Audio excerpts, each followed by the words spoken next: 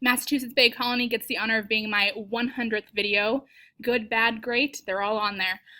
All right, Massachusetts Bay Colony is a colony from England, and Europe was following the Catholic faith at this time, which England is a part of. However, England didn't really like that all the rulers technically had to answer to the Pope, the Catholic leader, and so Henry VIII wanted to get divorced, which is not allowed according to the Pope, and because he was desperate for a son, you could look that up if you're interested in that, but the Pope said no, so Henry decided, fine then, I'm just going to break away from the Catholic Church and I'm going to create the Church of England.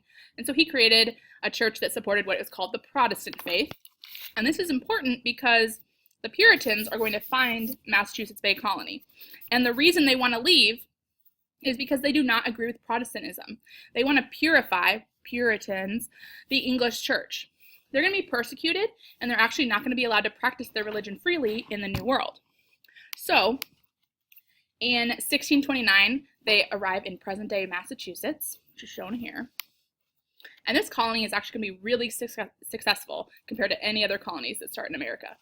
They were successful for 3 reasons. They brought enough supplies, they arrived in the spring, and they had good leadership. They brought enough supplies meant that they didn't have to ask Native Americans for help. The Pilgrims in the Plymouth colony and the Jamestown colony had to ask for help. They had enough food to last for a while compared to the other colonies that brought over enough to make the journey. Do you think they were just lucky, or did they actually learn from the colonies that came before them? I would guess the learning. All right, they also planned to arrive in the spring and did. That meant it was warm enough to plant. They didn't arrive in the winter and then not have enough food. And finally, good leadership. John Winthrop was their leader, and he was really strict about laws, and it was not a democracy, but there are times when that can lead to success, and it did.